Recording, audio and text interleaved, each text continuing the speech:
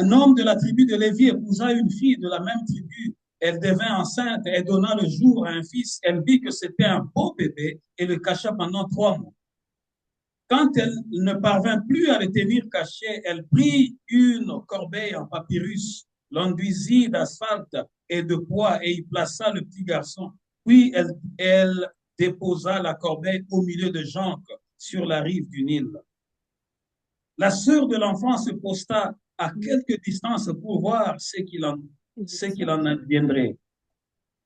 Peu après, la fille du pharaon descendit sur le bord du fleuve pour s'y baigner. Ses suivantes se promenaient sur la berge le long du Nil. Elle aperçut la corbeille au milieu de gens et la fit chercher par sa servante. Elle ouvrit et vit l'enfant. C'était un petit garçon qui pleurait. Elle eut pitié de lui et dit, c'est un petit des Hébreux.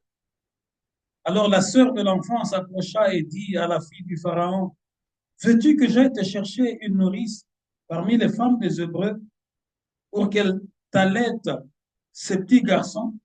Voyez la destinée. Je m'arrête d'abord là. Vous voyez que c'est tellement fort et c'est bien organisé. Ça ne peut pas être l'homme qui peut organiser les événements de cette façon-là. Ça, il n'y a que Dieu qui peut organiser. Quand tu suis, Dieu est le meilleur metteur en scène. C'est les hommes du monde. Oui, vous aimez suivre les films nigériens, vous aimez le théâtre congolais. Dans toutes les télés, quand tu pars quelque part, tu vois juste l'image du théâtre congolais. C'est ça la distraction ici. Mais je veux annoncer à quelqu'un, le meilleur metteur en scène, c'est Dieu. Aussi longtemps que tu vas t'approcher de Dieu, Dieu va mettre en scène les choses qui vont faire en sorte que tu sortes de cette situation-là. Il va aligner les choses dans sa volonté, dans sa prédestination, pour que tu arrives à ta destinée. La Bible nous montre qu'un homme de la tribu de Lévi, tu vois déjà que le père de Moïse ne venait pas de n'importe quelle tribu. Il est sorti de la tribu de serviteurs de Dieu. Il est sorti de la tribu consacrée pour le service de l'Éternel. La Bible nous dit que cet homme-là épousa une fille de la même tribu qui devait enceinte et donna le jour à un fils. Elle vit que c'était un beau bébé et le cacha pendant 3 mois. D'abord, quand le père de Moïse, lorsqu'ils ont eu Moïse, la maman a tenu Moïse caché pendant 3 mois dans sa maison. Quel risque! Parce que le pharaon qui était redoutable avait donné un ordre de prendre, d'arracher tous les bébés garçons des Hébreux et de les jeter dans le fleuve. Arrachez-moi tous les bébés des Hébreux, parce que les Hébreux étaient des esclaves de Moïse, du Pharaon. Ils étaient esclaves en Égypte. D'abord, on les a donnés de travaux forcés. Ensuite, le Pharaon a vu qu'il s'est multiplié davantage. Il a dit, je vais couper court à cette histoire. Il a décidé de prendre une décision ferme, de prendre les enfants, tous les garçons, et les jeter, les précipiter dans le fleuve. Quel était son objectif? C'était d'arrêter cette race. Mais lorsque la maman de Moïse a eu Moïse comme bébé, il a pris Moïse, il l'a caché dans la maison. Elle a caché Moïse dans la maison. C'est-à-dire, elle a préféré désobéir. Elle a préféré désobéir à l'ordre du Pharaon et garder l'enfant. Pourquoi? La destinée est plus grande que la maison du Pharaon. Est-ce que je parle à quelqu'un aujourd'hui? Ta destinée est plus grande que le sorcier de ta famille. Ta destinée est plus grande que les occultistes de ton quartier. Ta destinée est plus grande, mais ça dépend de toi. Ça dépend de quelle façon tu vas te positionner. Ta détermination tout au long de cette année 2025. Si tu es seulement dans le fanatisme, ah oui, oui, nous, c'est notre église de famille. Mon père était né là, il était là, il est mort là. Ma mère était là, elle est morte là. Moi aussi, je suis là. Sortez dans le fanatisme. Ce couple ici, personne ne leur a donné cette idée. Le pharaon représentait, il représentait Dieu. Pas le Dieu avec le grand D, mais le Dieu avec petit D. Parce que le pharaon était le roi soleil. Il était adoré comme Dieu. C'est-à-dire que le pharaon avait une puissance que lorsque tu t'approchais de lui, toi-même déjà tu étais soumis à cause de cette autorité-là maléfique qui était en lui. Ils étaient des initiés. C'est ça le vrai mot. Mais écoute ce qui se passe. Le couple, malgré une décision qui terrorisait tout le monde, ils se sont dit, notre fils ne mourra pas. Notre fils ne sera pas jeté comme les autres fils. Nous allons les tenir cachés. Mais après 3 mois, tellement que le pharaon était redoutable, tellement que le pharaon, c'est-à-dire que tout, à cause de sa puissance, à cause de son autorité de ténèbres, tout le monde pouvait savoir que les yeux du pharaon regardaient même à l'intérieur de leur maison. Les yeux du pharaon voyaient même en dessous de leur lit. Ils étaient tellement terrorisés. Ceux qui sont nés à l'époque de 70, même tout au plus 1980, 1975, ils savent, à une certaine période, nous qui étions à l'époque, nous étions des enfants, à l'époque où le maréchal Mobutu était en train de diriger le Zaïre à l'époque. Ceux qui sont de cette époque-là, qui me suivent, ils savent. Dans toutes les maisons, les gens se disaient, écoutez, il ne faut pas critiquer Mobutu parce qu'il peut entendre ce qui se dit dans vos maisons. C'était répandu. Pourquoi? Parce que le maréchal était initié.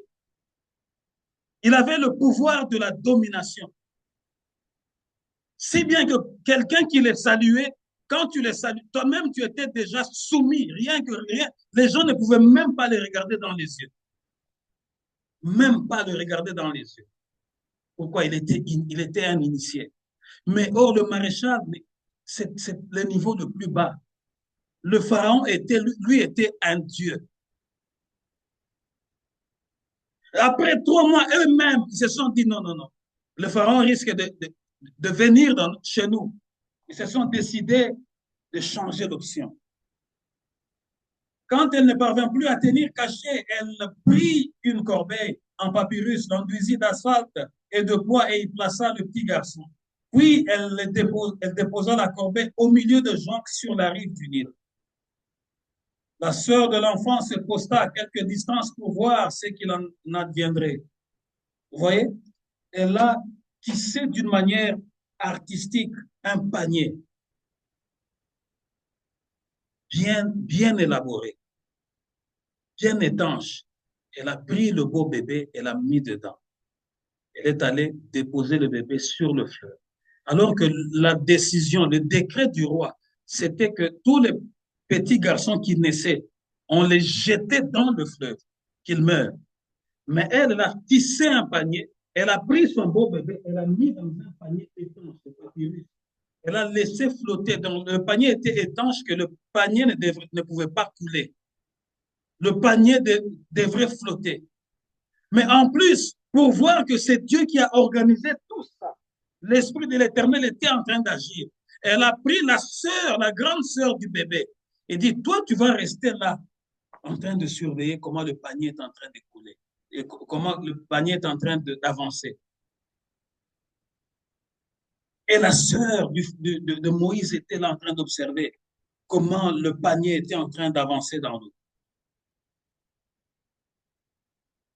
La sœur de l'enfant se posta à quelque distance pour voir ce qu'il en adviendrait. Peu après, la fille du pharaon descendit sur le bord du fleuve pour s'y baigner. Ses suivantes se promenaient sur la berge le long du Nil. Elle aperçut la corbeille au milieu de jonques et la fille cherchée par sa servante. Elle ouvrit et vit l'enfant. C'était un petit garçon qui pleurait. Elle eut pitié de lui et dit, c'est un petit des Hébreux. Plus le panier était en train d'avancer sur l'eau, sur le fleuve Nil. Ceux qui ont eu l'habitude d'aller vers le fleuve, tu verras qu'il y a toujours des papyrus, il y a des sortes d'arbres qui croissent dans l'eau, dans des rivières. C'est des tiges comme ça.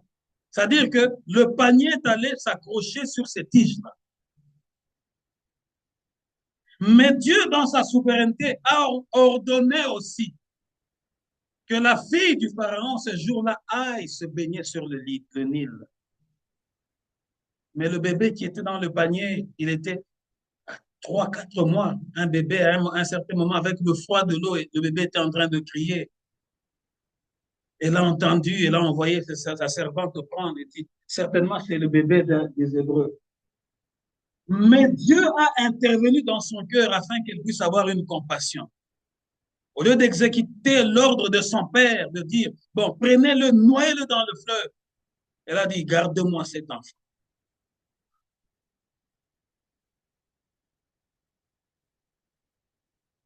Alors la sœur de l'enfant s'approcha et dit à la fille du Pharaon, veux-tu que j'aille te chercher une nourrice parmi les femmes des Hébreux pour qu'elle t'allaite ces petits garçons? Tu vois que tout est bien organisé.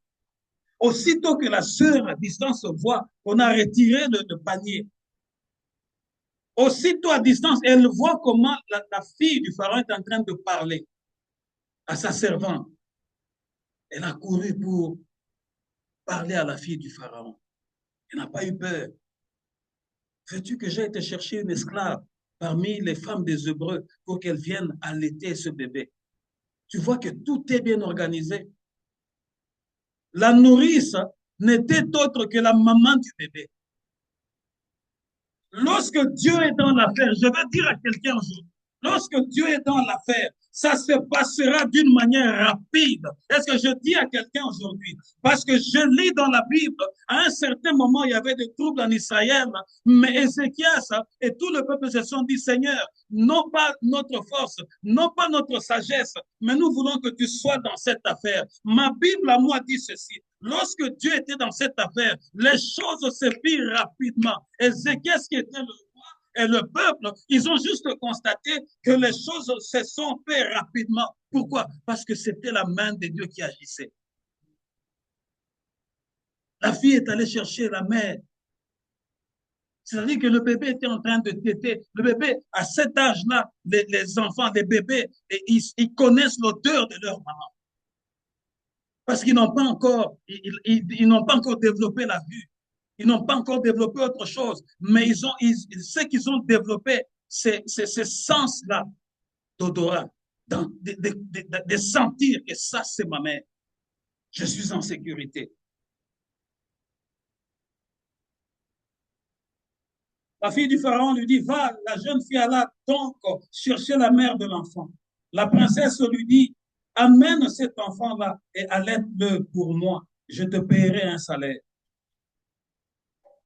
Lorsque Dieu est dans l'affaire, tu es en train d'allaiter ton propre fils, mais on te paye aussi pour ça. Pourquoi?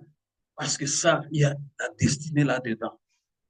Pourquoi? Parce que tu es en train de nourrir la personne qui est dans le plan scellé, irrévocable de l'Éternel des armées. Je suis en train de parler à quelqu'un aujourd'hui. Lorsque tu es dans la destinée, dans le plan irrévocable de l'Éternel, quel que soit le malheur qui peut t'arriver, ce malheur-là viendra juste pour glorifier Dieu. Parce que c'est par ce chemin-là que Dieu va se montrer, qu'il va se montrer qu'il est l'Adonai, le Dieu très haut. Il va se montrer qu'il est Elohim, le Dieu suprême.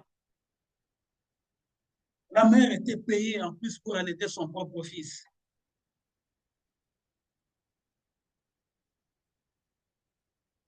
La princesse lui dit, amène cet enfant-là et allaite-le pour moi, je te paierai un salaire. La femme prit donc l'enfant et l'allaita. Quand il eut grandi, elle l'amena à la fille du Pharaon. Celle-ci l'adopta comme son fils et lui donna le nom de Moïse. Le nom de Moïse, ce n'est pas les Hébreux, ce n'est pas le parent de Moïse qui l'ont donné, c'est la fille du Pharaon qui a donné à Moïse les grands prophètes que nous connaissons. le nom de Moïse. Sorti. Moïse qui veut tout simplement dire sorti parce que je l'ai retiré de l'eau. Je l'ai sorti des eaux. Je l'ai sauvé des eaux.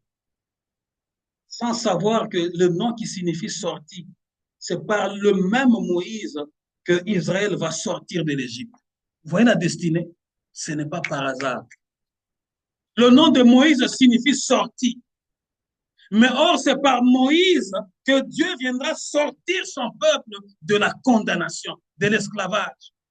Mais la Bible dit ceci, ce que Moïse avait fait dans l'ancien temps n'était que l'image de choses à venir que Christ allait faire pour nous. Moïse a fait sortir le peuple de l'esclavage, mais Jésus-Christ est venu nous faire sortir de la condamnation. Voilà pourquoi il n'y a pas d'hasard dans la Bible. Lorsque Christ est monté sur la montagne pour prier, la Bible dit le jour de cette préfiguration-là, Moïse est venu et Élie est venu. Ce n'était pas par hasard. Parce que Moïse était dans la prédestination de Dieu. Voilà pourquoi, lorsque Christ s'était transfiguré, Moïse était là. Pierre a tremblé, les disciples ont tremblé, ils ont vu Moïse. Mais ils n'ont pas vécu à l'époque de Moïse. Ils l'ont vu parce que l'Esprit de Dieu a parlé à leur esprit. Que parmi les deux personnages qui sont avec mon fils là, parmi les deux hommes que vous voyez avec Jésus, l'un s'appelle Moïse, l'autre s'appelle Élie. Craignons Dieu. Craignons Dieu. Tu peux être seul, tu peux être rejeté, mais aussi longtemps que tu vas craindre Dieu, Dieu va continuer à étonner le monde à ton sujet.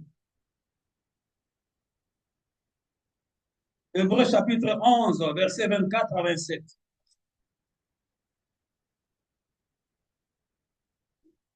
Hébreux chapitre 11.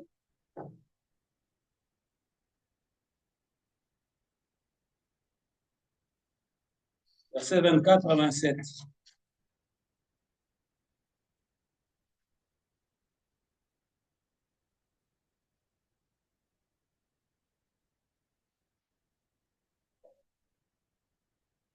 Hébreux 11, 24 à 27.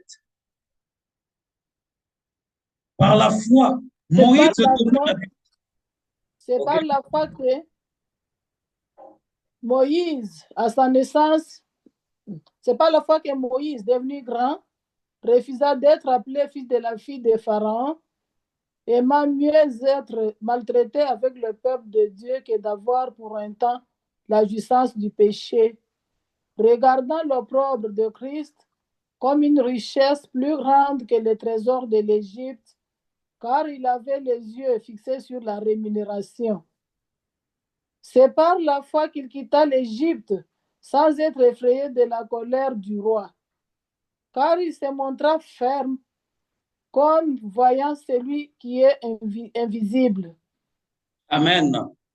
Par la foi, Moïse, devenu adulte, a refusé d'être reconnu comme le fils de la fille du Pharaon. Vous voyez quel privilège. Moïse était devenu le petit-fils du Pharaon. Moïse appelait la princesse sa maman. La fille du Pharaon était devenue la maman de Moïse. Moïse a grandi dans le palais du Pharaon.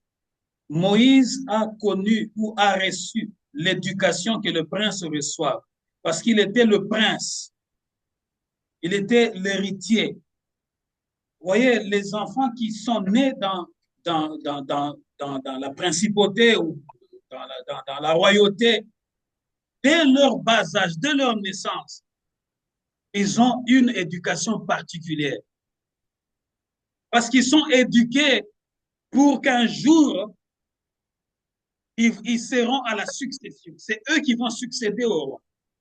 C'est-à-dire par la manière de parler, la manière de s'asseoir, la manière de s'asseoir à table, la manière de manger, la manière de toucher, de tenir le couvert, la manière de s'habiller, la manière de marcher. Tout ça est enseigné aux princes et aux princesses. Ils ont une éducation particulière. Ils n'ont pas une éducation comme le commun de mortels, parce qu'ils sont appelés à la royauté. Moïse a eu ce privilège-là. Pourquoi? Parce qu'il vivait dans la maison du Pharaon.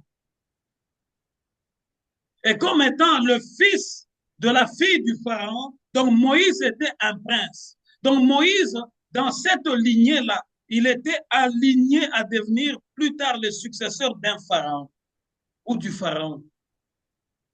Il a connu tout ce privilège de manger avec une cuillère en or, de boire avec des calices en or,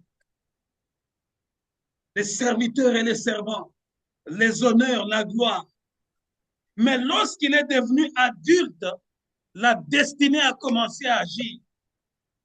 Lorsque tu as l'appel de Dieu, que tu te caches au fond du navire comme Jonas, on te finira par te jeter dans l'eau à cause de ta destinée.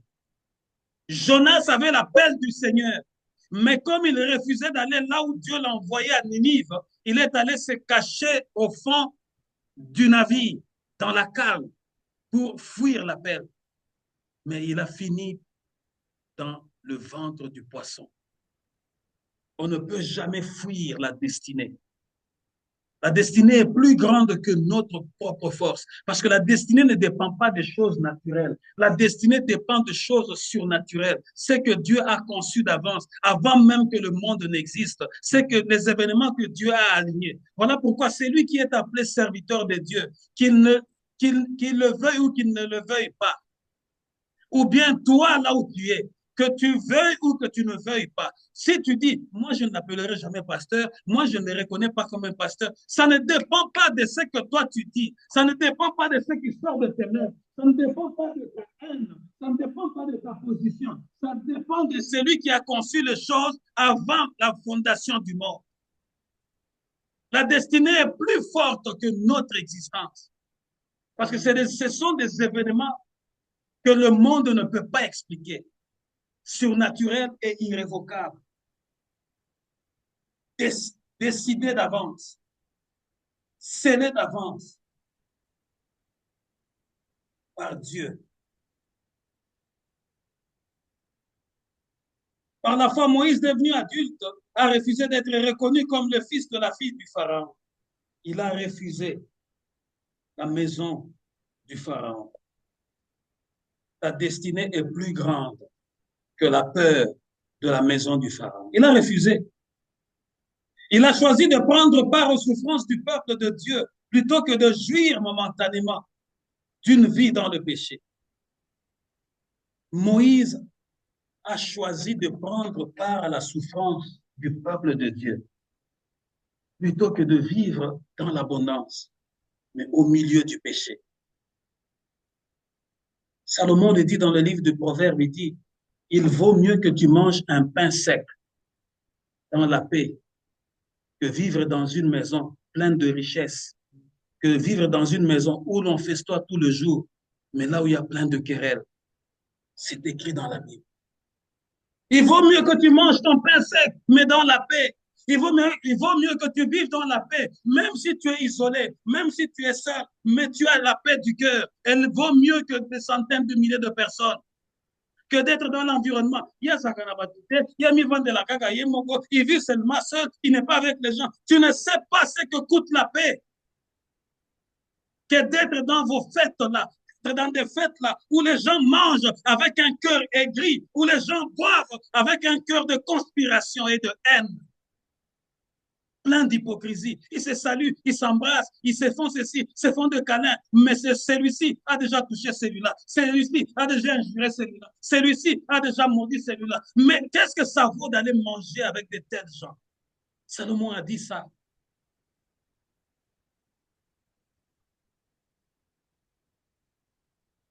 Car estimait-il subir l'humiliation que le Christ devait connaître constituait une richesse bien supérieure au trésor de l'Égypte. Il a estimé, il vaut mieux que je souffre avec le peuple de Dieu. Subir l'humiliation que Christ devrait subir plusieurs siècles plus tard valait mieux que les richesses de l'Égypte. Subir l'humiliation que le Christ devait connaître constituait une richesse bien supérieure au trésor d'Égypte. Ce matin, je viens de dire à quelqu'un, tu as un choix à faire. Il y a des gens qui se disent, Je préfère la gloire à n'importe quel prix. Même s'il faut que je donne mon doigt, qu'on coupe mon doigt, mais pour que j'ai la gloire, je le ferai. Il y a les gens de la destinée peuvent accepter la souffrance pour un temps. Parce qu'après cette souffrance, Dieu va se glorifier. C'est ce que la Bible dit. Après que tu aies souffert, après que vous ayez souffert pour un peu de temps, l'Éternel se glorifiera. Il vous élèvera, il vous fortifiera. Mais c'est à toi de faire le choix. Je me rappelle, lorsque ma mère est morte, mon père a eu une autre femme de Bukavu, Maman Hélène Kisangani, avec nos sœurs par alliance. Une de nos sœurs qui est aussi morte maintenant, elle brillait. Vraiment, si tu la vois, elle brillait. Les bijoux, si seulement tu la vois, toi-même, tu dis oui. Ici, ici, il y a quelque chose. Ici, il y a quelque chose. Son mari, à l'époque, travaillait à l'OFIDA. Son premier mari. Ce n'est pas l'OFIDA d'aujourd'hui, où il y a des crises. L'OFIDA de l'époque de Mobutu, il était très élevé, avec de grandes villas à Lupin, partout là. Or, toute cette gloire-là, il avait ça parce qu'il était un grand occultiste. Il a vendu son âme à Satan. Jusqu'à ce qu'un jour, pendant la nuit, il réveille ma soeur par alliance. Tu roules bien, tu voyages quand tu veux, tu fais ceci, tu as cela. Est-ce que tu sais d'où ma gloire vient? Je veux que tu participes avec moi parce que moi, je ne peux pas continuer à souffrir seul. Parce que ces gens-là, ils souffrent. Il a sorti une machette, des sacrifices. Il a tendu à notre sœur par alliance. Tu vois cette machette ici? C'est cette machette qui fait le travail pour les sacrifices. Je veux que tu la tiennes aussi. Notre sœur là a quitté la chambre ce jour-là. Et elle a eu à divorcer. Je préfère garder mon identité. Je ne savais pas que dans cette gloire, il y avait ça aussi dedans. Les gens aujourd'hui sont prêts, les filles, les femmes sont prêtes à tout pour parvenir à la gloire, même au prix de leur vie.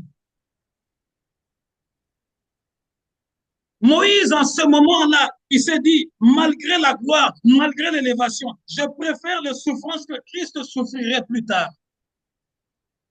Parce que cette souffrance-là, la Bible est en train de le souligner. Il dit, car estimait-il subir l'humiliation que le Christ devait connaître constituait une richesse bien supérieure au trésor de l'Égypte. Subir cette humiliation constitue une richesse bien supérieure à toute la gloire que j'ai en Égypte. Parce qu'ici, je suis dans la gloire, mais il n'y a pas la présence du Dieu d'Israël. Ici, je suis dans la gloire, mais il y a le tourment. Vous ne savez pas comment ces gens-là souffrent.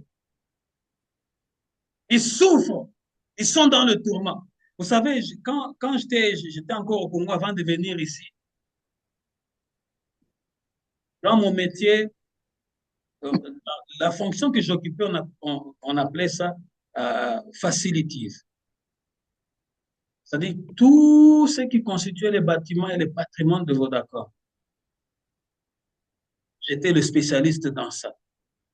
Et lorsqu'on nommait un nouveau directeur général, chacun voyait tous ces gens-là élevés. Ils viennent avec leurs caprices. Ils vont dire, oui, on vient de me nommer, celui qui était là, il avait ça, mais moi je veux que ça soit ceci, je veux telle peinture, je veux ça. Toutes ces demandes-là vont venir là où moi je suis. Il faut apprêter le bureau avant que le nouveau directeur général n'aille entrer là.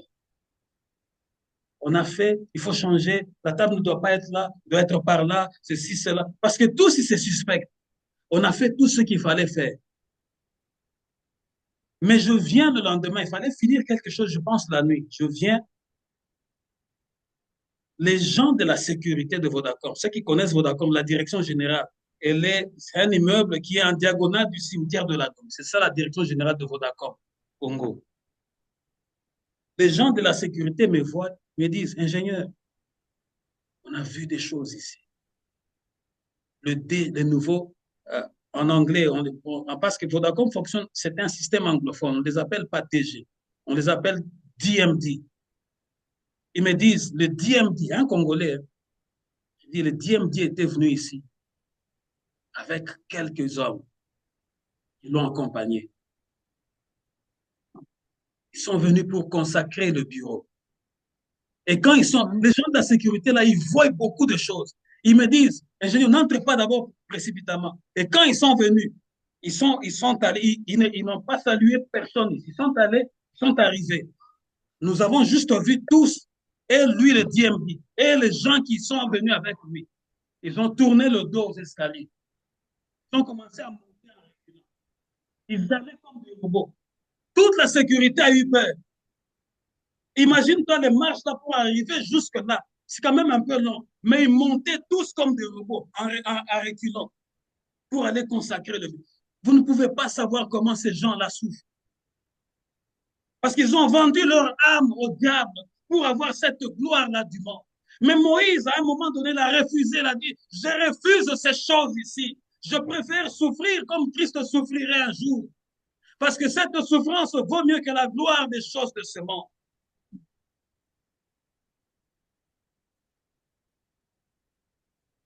Par la foi, il a quitté l'Égypte sans craindre la fureur du roi. Il est resté ferme en homme qui voit le Dieu invisible. Dans d'autres versions, il est dit, il est resté solide. Il est resté ferme. Il est resté solide. Par la foi, il a quitté l'Égypte sans craindre la fureur. C'est ça, c'est là qu'on a tiré notre terme. Ta destinée est plus grande que la peur de la maison du Pharaon. Par la foi, il a préféré quitter cette gloire-là du monde sans avoir peur de la fureur. Le Pharaon était un Dieu. Il terrorisait, sa présence terrorisait les gens. Mais Moïse, comme on dit à Lingala, Moïse a signé. Moïse Moukolona a signé. Il n'a pas eu peur de cette terreur-là du Pharaon. Moïse a signé son départ. Il est parti. Il est resté ferme. Dans d'autres versions, la Bible dit il est resté solide. La foi, c'est la fermeté. Je viens parler à quelqu'un aujourd'hui, en ce deuxième dimanche du mois de l'année. Quelle est ta décision pour cette année avec Dieu? Veux-tu être comme un papillon? Tu voles ici, tu voles là-bas, tu voles ici, tu voles comme un papier que le vent emporte. Ou bien tu veux être solide, comme Moïse. La foi, c'est être solide dans ce qu'on croit, dans ce qu'on confesse. Pas aujourd'hui, on t'amène ça, pas demain, on t'amène ça, tu es là-bas, demain, l'autre, tu es là-bas. Mais il faut être solide. Il est resté solide. Un homme qui voit le Dieu invisible. Pourquoi? À cause de la destinée. Ta destinée, elle est plus grande que la petite gloire que tu vois de tes yeux. Nous allons énumérer quelque chose, quelques étapes qui nous montrent ce que la maison du Pharaon peut faire pour déstabiliser les gens. La première, la maison du Pharaon, ce sont les avantages sociaux que le monde offre. La maison du Pharaon, ce sont les avantages que le monde offre, les avantages sociaux. Oyaki na Canada, oyaki kosa na yo sala boye na boye, lobaki ozaka na divorcé, ozwaka eloko boye, ozwaka eloko boye, ozwaka les avantages, c'est ça la maison du Pharaon, les avantages sociaux que le monde offre au détriment de ton salut. Les avantages sociaux que le monde offre, mais sans la présence de Dieu. C'est ça la maison du Pharaon. Il n'y avait pas la présence de Dieu. La deuxième chose que nous devons savoir, la maison du Pharaon, c'est le privilège d'élévation. Il y a des privilèges d'élévation. Les conditions qui te sont proposées pour un succès éphémère. On te donne des privilèges d'élévation, mais par la suite, on te donne des conditions. Les conditions pour les succès qui va passer.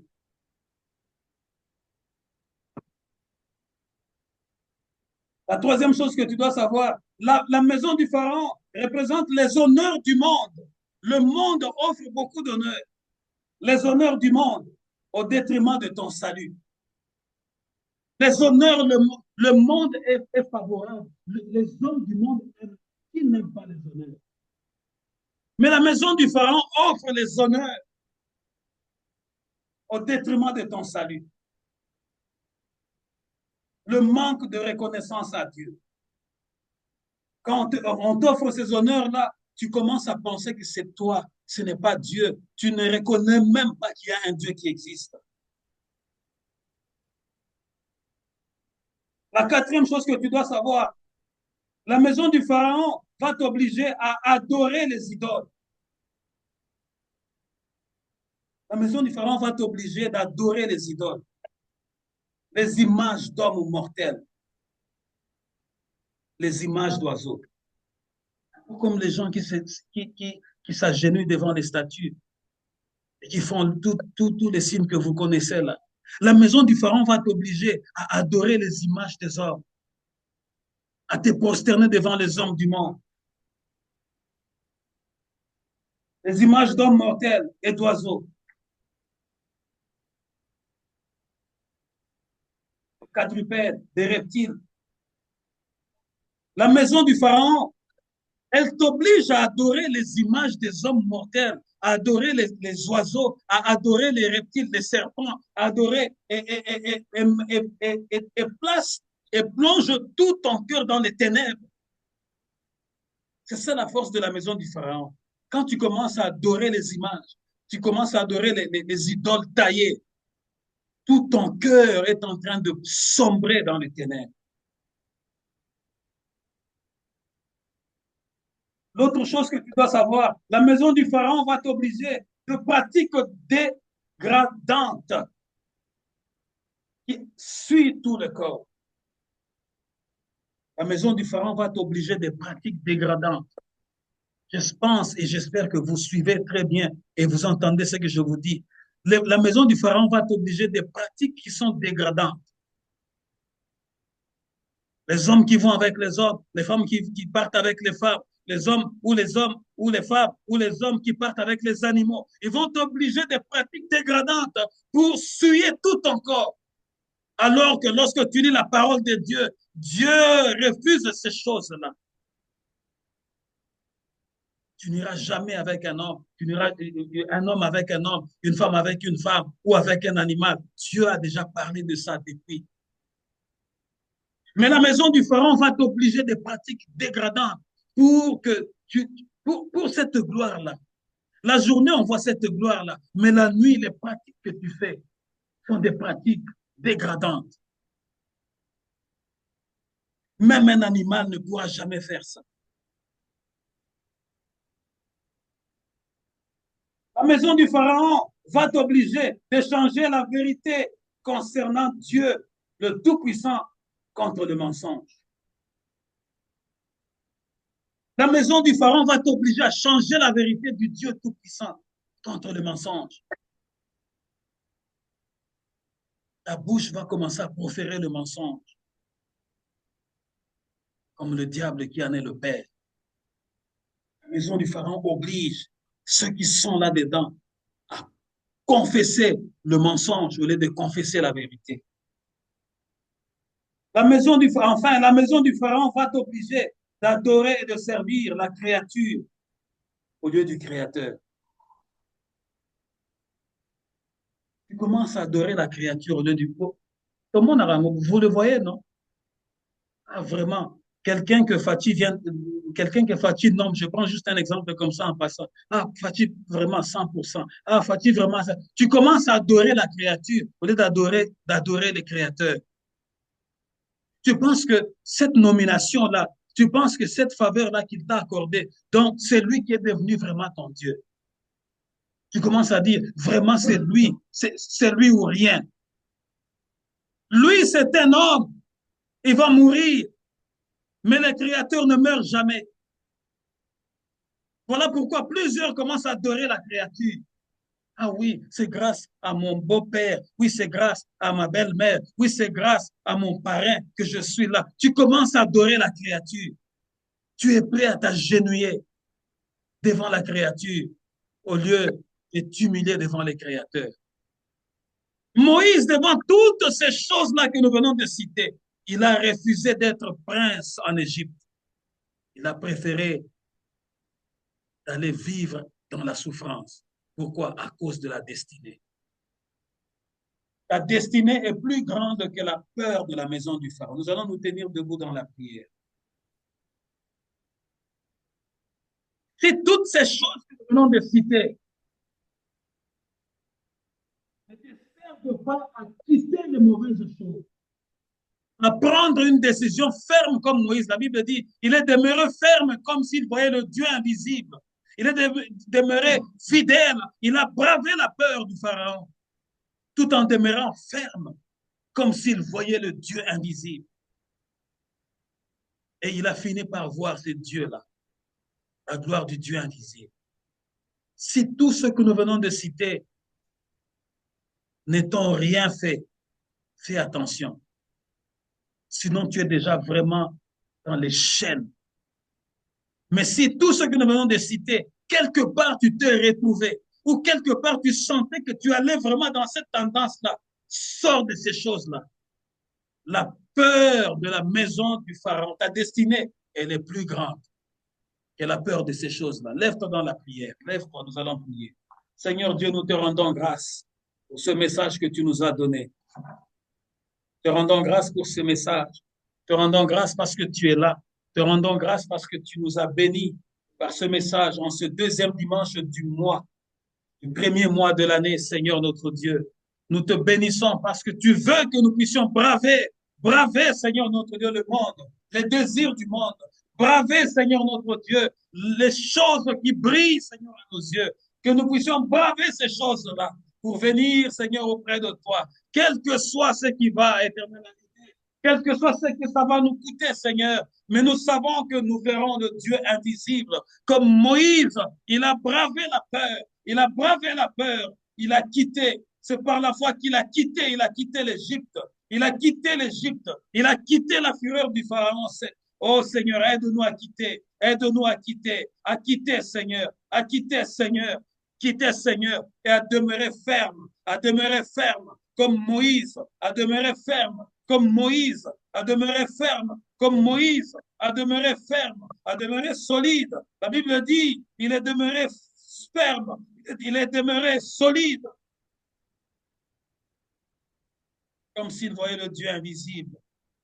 Il est resté ferme, il est resté ferme, il est resté ferme, comme s'il voyait le Dieu invisible. Seigneur, aide-nous, Seigneur, aide-nous, Seigneur, aide-nous, Seigneur, aide-nous à demeurer ferme jusqu'au bout. Aide-nous, Seigneur. Aide-nous, Seigneur, à demeurer ferme, à demeurer solide, car notre destinée est plus grande que la peur de la maison du Pharaon. Seigneur, aide-nous, aide une famille, aide une personne, aide cet enfant à ne pas regarder ni à gauche ni à droite, mais regardez auprès de toi. Moïse a regardé auprès de toi. Il a bravé la peur de la maison du Pharaon. Il est allé sans avoir peur. Il est parti sans avoir peur. Il est resté ferme jusqu'au bout. Il a accepté les souffrances que Christ devait souffrir. Oh, Rashinda, Rende Korasanda, Randa Sakarabae Koroshinde, Rende Korasanda Rabae Koroshinda, Randa Sakarabae Koshinda, au nom puissant de Jésus.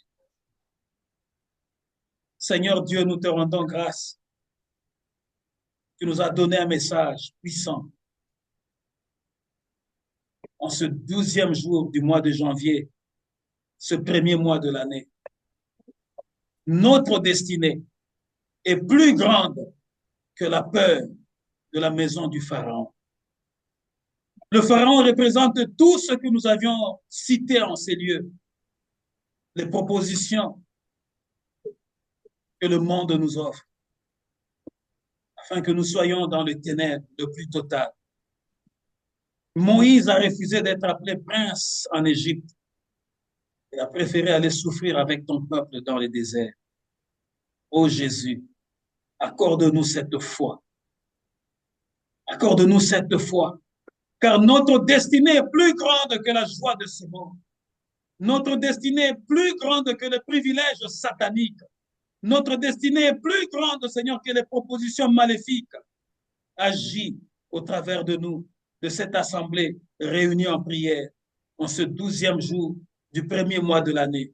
Seigneur, consacre cette parole. Seigneur, consacre ton peuple. Seigneur, élève-toi au milieu de nous, afin que nous demeurions solides, parce que tu es le Dieu qui est assis sur le trône.